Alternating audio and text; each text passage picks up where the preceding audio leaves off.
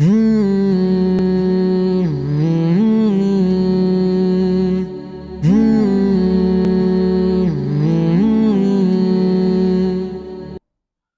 ونصلي على رسوله الكريم اما بعد فاعوذ بالله من الشيطان الرجيم بسم الله الرحمن الرحيم عن ابي هريرة رضي الله تعالى عنه قال قال رسول الله صلى الله عليه وسلم المؤمن القوي خير واحب الى الله من المؤمن الضعيف وفي كل خير او كما قال صلی اللہ علیہ وسلم صدق اللہ العظیم۔ حضرت ابو ہریرہ رضی اللہ تعالی عنہ سے مروی ہے، آپ علیہ الصلوۃ والسلام نے ارشاد فرمایا کہ طاقتور مؤمن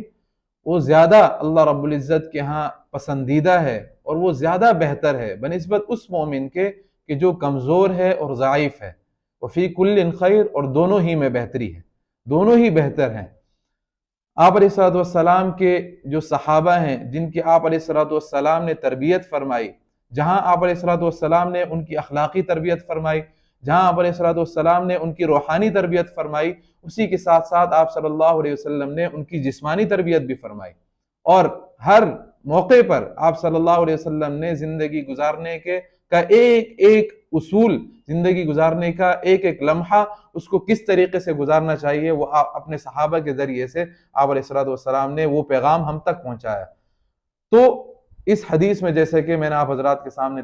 پڑھی ہے کہ طاقتور مومن فرمایا آپ علیہ الصلوۃ والسلام نے وہ زیادہ بہتر ہے اور زیادہ اللہ رب العزت کے ہاں پسندیدہ ہے، محبوب ہے۔ اللہ پاک کو وہ مومن بہت زیادہ محبوب ہے کہ جو طاقتور ہو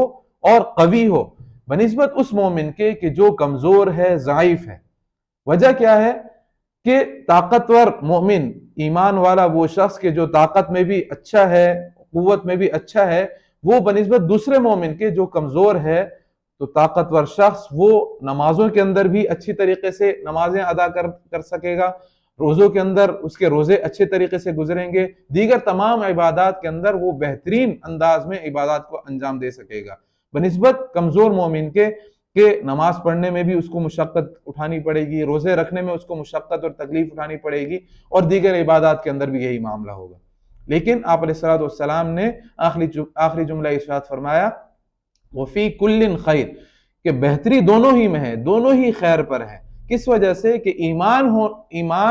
صاحب ایمان ہونے میں دونوں مشترک ہے، وہ بھی صاحب ایمان ہے، یہ بھی صاحب ایمان ہے، لیکن ایمان کے بھی درجے ہیں۔ ایک وہ شخص جو طاقت کے ساتھ اپنے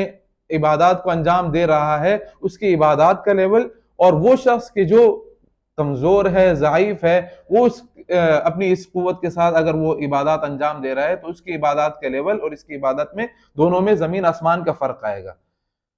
تو اسی تربیت کا آپ علیہ الصلوۃ والسلام کی اسی جسمانی تربیت کو اگر ہم آپ علیہ الصلوۃ والسلام کے صحابہ میں غور کر کے دیکھیں تو ہمیں آپ علیہ الصلوۃ والسلام کے مختلف صحابہ کے اندر یہ چیزیں نظر آتی ہیں۔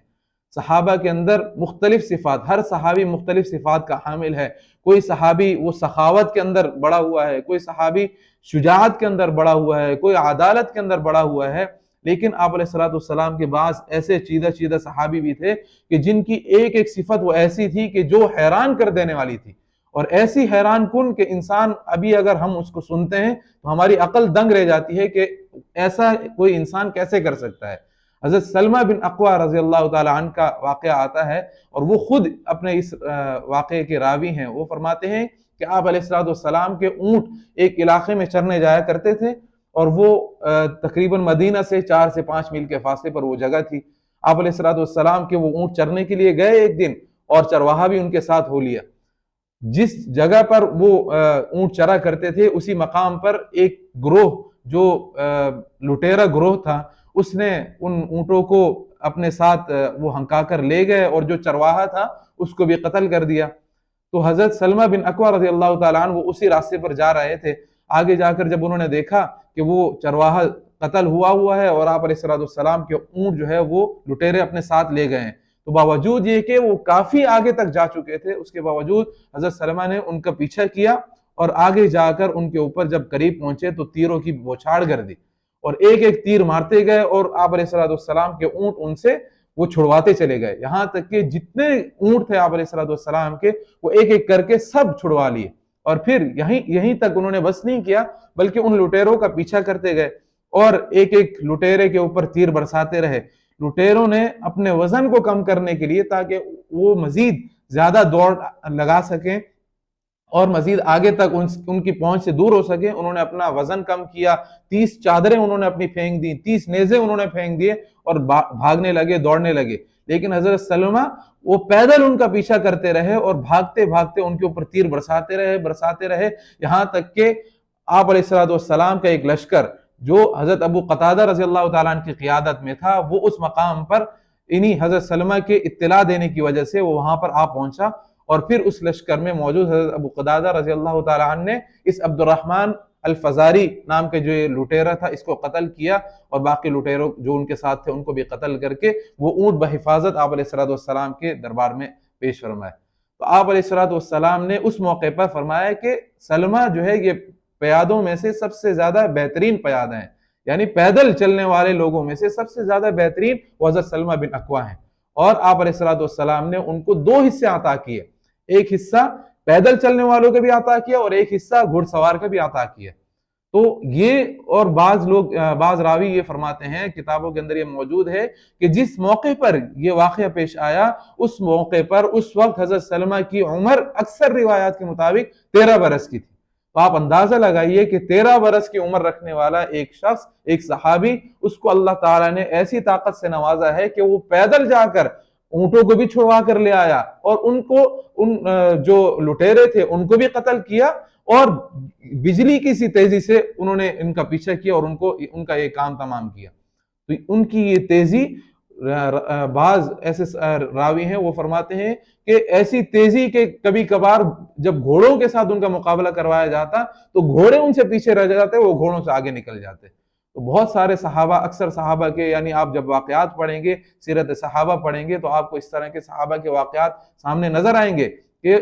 کسی صحابی کو اللہ پاک نے کسی خصوصیت سے نوازا، کسی کو کوئی خصوصیت عطا کی، تو حضرت سلمہ کو اللہ پاک نے یہ خصوصیت عطا کی تھی کہ وہ پیدل چلنے میں وہ بجلی کی سی تیزی سے دوڑا کرتے تھے۔ تو اس واقعے سے اصل میں ہمیں یہ سبق ملتا ہے کہ آپ علیہ السلام کی یہ جو حدیث ہے کہ طاقتور مومن وہ زیادہ بہتر ہے، اللہ پاک کو وہ زیادہ محبوب ہے کمزور اور ضعیف مومن کے مقابلے میں۔ تو اپنی صحتوں کا خیال رکھنا چاہیے، اپنی صحتوں کو دین اسلام کے لیے لگانا چاہیے، اور ایسا اپنے آپ کو قوی اور طاقتور بنانا چاہیے کہ ہماری کسی بھی وقت اگر ہماری وجہ سے ہماری دین کو اگر ہماری ضرورت پڑتی ہے تو ہم اپنے دین کو صحیح معنی میں اپنے دین کو ریپریزنٹ کر سکیں، اپنے دینی تشخص کو لوگوں کے سامنے اچھی طریقے پر ہم اس کو واضح کر سکیں، تاکہ کسی کو ہمیں دیکھ کر کسی کو یہ نہ کہنا پڑے کہ یہ مسلمان ہے اور اس کے اندر یہ اتنا سست ہے، یہ چل نہیں سکتا، یہ پھر نہیں سکتا، یا طرح طرح کی باتیں بنانے کا ان کو موقع نہ ملے۔ لہٰذا اپنے ان تمام معاملات کو، جہاں ہم معاشرت کے اوپر، اخلاق کے اوپر توجہ دیتے ہیں، جہاں ہم روحانی عبادات کے اوپر توجہ دیتے ہیں، وہیں ساتھ ساتھ اپنی جسمانی جو ہماری صحت ہے اس کا بھی خیال رکھنے کی ضرورت ہے۔ اللہ رب العزت مجھے بھی، آپ کو بھی صحابہ جیسی صفات اپنانے کی اور آپ صلی اللہ علیہ وسلم کی تمام سنتوں کے اوپر عمل کرنے کی توفیق نصیب فرمائے۔ وآخر دعوانا ان الحمد للہ رب العالمین۔